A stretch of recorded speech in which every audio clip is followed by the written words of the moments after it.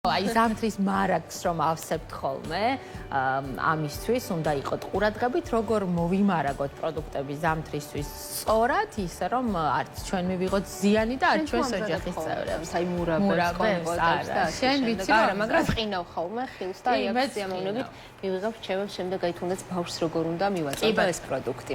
შემოგვიერთდა სტუმარი უკვე სტუდიაში ქრისტინე ჯულაყიძე, სურსათის უნებლობის ექსპერტი და როგორც თამთავრდა უკვე გითხრათ, უნდა ვისაუბროთ როგორ შევინახოთ პროდუქტი ზამთრისთვის. დილამშვიდობის, მადლობა სტუმრობისთვის.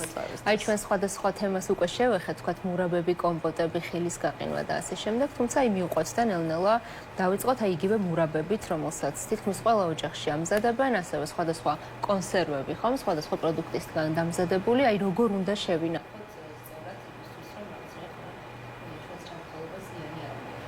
დიახ, ოჯახურ პირობებში ხილბოსტნეულის შეინახვა ეს არის სტერილიზაციის მეთოდით, როდესაც გასუფთავებული, ასე ვთქვათ, ნაჭრებად მომზადებული ხილბოსტნეული თავსდება ქილაში, შემდეგ ხდება განსაზღვრულ ტემპერატურაზე თერმული დამუშავება, შაქრის თანაობისას ან მარილის თანაობისას. ხო, მარილის თანაობისას უკვე ეს ხდება დამჟავება იგივე პროდუქტის და შაქრის თანაობისას ეს არის კომპოტების მომზადება, ხო? მურაბების შემთხვევაში წინასწარ იხარშება ეს ნაყოფი, რომელიც არის კანგაცლილი ხშირ შემთხვევაში და ეს ნაყოფი უკვე მზად არის თერმულად დამუშავებულია თავსდება ქილაში. მსგავსი ტიპის პროდუქტებს, მურაბებს და ჯემებს, პავიდლოებს არ ჭირდება თერმული დამუშავება ქილაში მოთავსების შემდეგ, სჭირდება, ასე ვთქვათ, თვითონ პროდუქტს თერმული დამუშავება. კი ბატონო, აი რაც შეეხება ჩვენ აი სმენია ხოლმე რომ აი კონსერვები მაგალითად არის საკმაოდ საშიში. მე მახსოვს ბავშვობაში რომ გახსნიდა ხოლმე ბებია კონსერვს, პირველი მოდი მე გავსინჯავო მეუნებოდა და ნახოთ აი რატომ არის ამ შემთხვევაში რა საფრთხის წინაშე შეიძლება დაგვაყენოს კონსერვმა. კონსერვების საშიში ადამიანის მოხმარებისთვის არის იმიტომ, რომ არის ესეთი მიკროორგანიზმი, ბოტულიზმის გამომწვევი ბაქტერია, რომელიც, ასე ვთქვათ, ცოცხლობს ანაერობულ ჰაერო სივრცეში. როდესაც კონსერვი არის დახუფული ჰერმეტულად, მასში რეალურად ცახლობს, იზრდება, გამრავლებულია. მაგრამ სანამ ადამიანი მას არ მიიღებს, ხომ, ის არ მჟღავნდება, კი ბატონო. თუ ადამიანმა მსგავსი ტოქსინით დაბინძურებული სურსათი მიირთვა, შემდგომ მას შეიძლება, ერთი რომ სურსათის ინტოქსიკაცია დაემართოს, მაგრამ თუ დიდი რაოდენობით მიიღებს, შესაძლებელია, რომ აი პარალიზება გამოიწვიოს პირობითად განსაზღვრული ადგილების. ანუ შეგვიძლია რამე გავაკეთოთ, რომ თავიდან ავირიდოთ, სანამ კონსერვს გავაკეთებთ, თუ არ ვიცით რეალურად აღმოჩნდება თუ არა. შესაძლებელია კარგად გარეცხვით, თერმულად დამუშავებით, რომელიც ხშირ შემთხვევაში ოჯახურ პირობებში კომპოტების და ასე ვთქვათ, კომპოტების წარმოებისას შეუძლებელია რომ დაიცვათ, რადგან ტემპერატურული ნაწილი ვერ ადის იმხელა, ასე ვთქვათ, მაჩვენებელზე და მომხმარებელი არ არის დაცული, ასე ვთქვათ, ბოტულიზმის ბაქტერიის თავიდან აცილებაში, ხო? ამიტომ მე მომხმარებელს მაინც ვურჩევდი, რომ ქარხნიდან, ასე ვთქვათ, შეძენილი კომპოტები და სხვადასხვა პროდუქტები მიიღოს, უფრო უსაფრთხო. ან თუ მაინც აქვს მას ეს პრაქტიკა, რომ ამზადებს სახლში კომპოტებს, ძალიან ყურადღებით მოეკიდოს აი ამ რეცხვის გარჩევის პროცესს, რომ რამე არ შეყვეს და შემდგომ მაქსიმალურად აწიოს ტემპერატურა. საკონსერვო ქარხნებში ტემპერატურასთან ერთად ხდება ხოლმე წნევის, ასე ვთქვათ, პარამეტრის რეგულირება. ეს წნევის პარამეტრი სპეციალური ბარომეტრებით იზომება და ტემპერატურის მაქსიმალურად აწევას უზრუნველყოფს, რაც აუნებელყოფს ამ ბოტულიზმის მიკროორგანიზმს და შესაბამისად მომხმარებლისთვის პროდუქტი უნებელია. და სახლის პირობებში ეს არც ისე მარტივი, ასე ვთქვათ, გასაკეთებელია და შესაძლებელია, რომ მხოლოდ პროდუქტი თერმულად დამუშავდეს და თერმულად დამუშავებული პროდუქტი მივიღოთ, რადგან კომპოტების ტექნოლოგია თვითონ ისეთია, რომ ცოცხალი ნაყოფი თავსდება თვითონ ქილაში და შემდეგ ხდება სტერილიზაცია, ხო? ამიტომ ამიტომ ასე ვთქვათ, ეს მეთოდი დაცული ვერ იქნება. ხო, სახლის პირობებში ალბათ ჯობია რომ სეზონური ხილისგან იმ მომენტში გავაკეთოთ, ხო, თქვათ იგივე ბავშვებისთვის უფრო ჯანსაღიც არის და საფრთხეც ალბათ ამ შემთხვევაში ნაკლებია. ბრძანდებით, მას ნახეთ, ნუტრაციული ღირსება, რაც არის ენერგეტიკული ღირებულება, რისთვისაც ადამიანები კონკრეტული ტიპის სურსათს მოვიხმართ, ხო, ჩვენ გვინდა რომ ამ სურსათმა მოხდეს მიკრონუტრიენტები, ენერგეტიკული ღირებულება, ვიტამინები, მინერალები, ხო? მაგისთვის მივიღებთ ზოგადად ადამიანების სურსათს. დაფასვებულ პროდუქტს, იგივე კომპოტებს, მურაბებს, ჯემებს, ეს ნუტრაციული ღირსება ნედლ პროდუქტებთან მიმართებაში ნაკლები აქვთ. რა თქმა უნდა, ეს ტექნოლოგიური პროცესის დროს, თერმულად დამუშავების დროს გამოიდევნება პროდუქტიდან და როგორც თქვენ აღნიშნეთ, ახლად მომზადებული კომპოტი, ახლად მომზადებული მურაბა უფრო მაღალი, ასე ვთქვათ, ენერგეტიკული და ნუტრაციული ღირსების არის და მე მაგალითად რეკომენდაციას გავუწევდი მსგავსი ტიპის პროდუქტებს. კი ბატონო, რაც შეეხება გაყინვას, ესეც საკმაოდ ისეთი პოპულარული მეთოდი არის, რომ როდესაც ხილი არის, ეს იქნება თქვათ კენკრა, ალუბალი თუ ასე შემდეგ, ჟოლო, ხო, რომელსაც შემდეგ თქვათ ნამცხრებში იყენებენ, თუნდაც კომპოტს აკეთებენ და ასე შემდეგ. რამდენად რეკომენდებულია ზაფხულში გაყინული ხილის ზამთარში გამოყენება? ძალიან კარგი პრაქტიკაა. საქართველოში ბოლო 10 წლეულის განმავლობაში გაიხსნა ახალი საწარმოები, რომელიც ამ მიმართულებით მუშაობენ. მათ შორის ინდივიდუალურადაც შემოვიდა სახლის პირობებში ამ ხილის გაყინვის პრაქტიკა.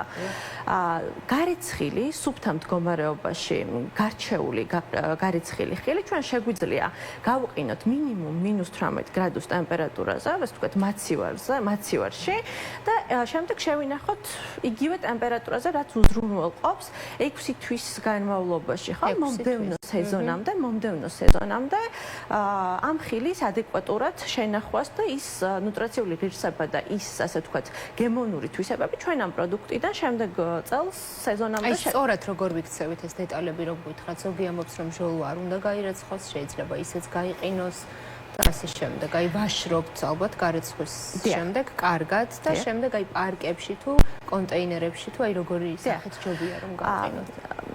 აქ მნიშვნელოვანია გავითვალისწინოთ ფაქტორი, რა ტიპის პროდუქტებისთვის უნდა გამოვიყენოთ ჩვენ ეს ჟოლო. აუცილებელია რომ გაიყინოს გარეცხილი პროდუქტი. რადგან ეს მიკროორგანიზმების შეყოლის ალბათობა ესეთ პროდუქტთან მიმართებაში ნაკლებია და ადამიანი უფრო დაცულია შემდგომ, ხო? ნუ თუ შემდგომ აი ამ გაყინულ პროდუქტს თერმულად და არ დაამუშავებს პირობითად, ხო? ამ შემთხვევაში და ისე მოიხმარს. გარეცხილი ჟოლო და ნებისმიერი ხილი ჩვენ შეგვიძლია დავუდოთ ლანგარზე, კარგად გავაშროთ ერთჯერადი, ასე ვთქვათ, ხელსაწმენდით და შემდგომ მინუს მაცივარში ჩავდოთ, სადაც ინდივიდუალურად მოხდება ამ ჟოლოს მარცვლების გაყინვა და შემდგომ გადავიტანოთ ერთჯერად პარკში და ჩავდოთ იგივე ტემპერატურაზე ამ დროს მარცვლოვანად მოხდება პროდუქტის გაყინვა და სასაქონლო მატერიალ სახე უფრო მეტად აქვს.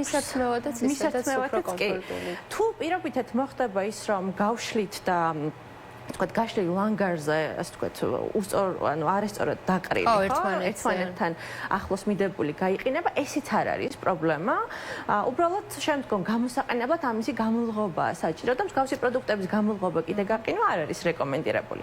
ანუ თქვათ თუნდაც კომპოტებისგან განსხვავებით, რომელიც როგორც აღნიშნეთ, ხარშვის დროს კარგავს ხილი იმ სასარგებლო თვისებებს, რაც აქვს, გაყინული სრულად ინარჩუნებს. შეგვიძლია ესე ვთქვათ, ხო? ძირითადი ნაწილი სრულად ინარჩუნებს, კი ბატონო. გარდა ამისა, ბოლო დროს ხშირია, როდესაც დაჭრილ მწვანილსაც კი ყინავენ დიასახლისები. აი აქ რასთან გვაქვს საქმე, რამდენად სწორად ვიქცევით?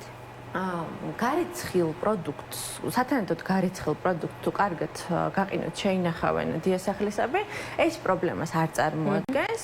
უბრალოდ სასაქონლო ვიზუალურ სახეს იცვლის პროდუქტი შემდგომ კონკრეტულ პროდუქტებთან მიმართებაში პირობითად შესაძლებელია რომ ფერი შეიცვალოს, იმდენად გემოვნური თვისებები აღარ გამოამჟღავნოს. ხო, რასაც ისედაც პრაქტიკაში დიასახლისები ხედავენ ამ ყველაფერს. თუ კონკრეტული მწვანილი, გარეცხილი დაიჭრა, შეინახა, გაიყინა და შემდგომ დიასახლის მოსწონს მისი გემოვნური თვისებები, თუ როგორია ეს კონკრეტული პროდუქტი გემოვნებით პროდუქტთან მიმართებაში, სავსებით უნებელია რომ გაიყინოს და გამოიყენოს დიასახლისმა. კი ბატონო, აი სანამ ამ კონსერვების თემას ამოვწურავთ, მაქსიმუმი რა დრო არის, როდესაც ჩვენ შეგვიძლია რომ შემდეგ მოვიხმაროთ თუნდაც იგივე ეს კონსერვები. არის ხოლმე რომ 5 წლის შემდეგაც გამოიგებენ ხოლმე რაღაცა იპოვიან თავის მომზადებულ საკვებს. აი მაქსიმალური დრო რა არის სამ შემთხვევაში. დიახ. თქვა აი ხორცზე ვიცით 6 თვე, ხილზეც გითხარით 6 თვე, აი მსგავს პროდუქტებზე რა რეკომენდაციას მოგცემთ? ზოგადად მსგავსი პროდუქტების ვადების დადგენა ხდება ხოლმე ლაბორატორიული მეთოდით. ლაბორატორიული მეთოდი გულისხმობს, რომ ეს პროდუქტი ერთხელ ლაბორატორიაში მივიტანოთ, ლაბორატორიამ ფიზიკო-ქიმიო მიკრობიოლოგიურმა ლაბორატორიამ განსაზღვროს, ასე ვთქვათ, ამ გახსნილი პროდუქტის ვადა დაგვიდგინოს შესაბამისი ვადა სპეციალური ანალიზის მეთოდით და შემდგომ ეს ვადა თუ იგივე ტექნოლოგიით ვაწარმოებთ ჩვენ ამ ხილსა და ბოსტნეულის შესაბამის პროდუქტებს დაახლოებით ესე განსაზღვროთ. მე არ ვუწევ რეკომენდაციას 1 წელზე მეტი ხნის განმავლობაში მსგავსი ტიპის პროდუქტების შენახვას, რადგან შემდგომ ძალიან ხშირია ხოლმე ტემპერატურის ცვალებადობისას, განსაკუთრებით ზაფხულის სეზონზე, ბომბაჟის შემთხვევები. ეს არის შემთხვევა, როდესაც ქილის თავსახური ოდნავ ამოიბერება და ეს არის უკვე, ასე ვთქვათ, ინდიკატორი იმისა, რომ პროდუქტს უჭირს განსაზღვრულ კლიმატურ პირობებში, ასე ვთქვათ, შენახვა. კი ბატონო, და ბოლოს აი ასპირინზეც უნდა გკითხოთ, რომელსაც როგორც ვიცით, დიასახლისები ხშირ შემთხვევაში მოიხმარენ ხოლმე მსგავსი პროდუქტების მომზადების დროს, აი ეს რამდენად სწორია. სავსებით მისაღებია, ასპირინი არის კონსერვანტი კონკრეტული, რომელიც ხილბოსტნეულის წარმოებაში, განსაკუთრებით კონსერვების წარმოებაში აქტიურად გამოიყენება და არის მაკონსერვირებელი. არაფერს არ ვაშავებთ. არაფერს არ ვაშავებთ. ნებისმიერი საკონსერვო ქარხანაც მსგავსი ტიპის პროდუქტებს იყენებს და ოჯახურ პირობებშიც დიასახლის მომზადებისას თავისუფლად შეუძლია გამოიყენოს ასპირინი, მაგრამ ეს არ უნდა იყოს განსაკუთრებით დიდი რაოდენობით. დოზირება აქაც ძალიან მნიშვნელოვანია. ზოგადად ყველაფერში და ამ შემთხვევაში აქაც. ძალიან დიდი მადლობა ქრისტინა, ნამდვილად საინტერესო რჩევები მივიღეთ, მით უფრო რომ ახლა რაღაცა თუკა სეზონი არის, რომ ზამთრის მარაგი გავაკეთოთ და შეგვიძლია გავითვალისწინოთ ის ყველაფერი, რაც ჩვენმა სტუმარმა გვირჩია. სურსათის უვნებლობის ექსპერტი ქრისტინა ჯულაყიძე იყო ჩვენი სტუმარი და ჩვენ საუბრობდით კონსერვებზე, მურაბებზე, გასაყინი ხილზე და ასე შემდეგ, როგორ მოვიმარაგოთ ეს ყველაფერი სწორად.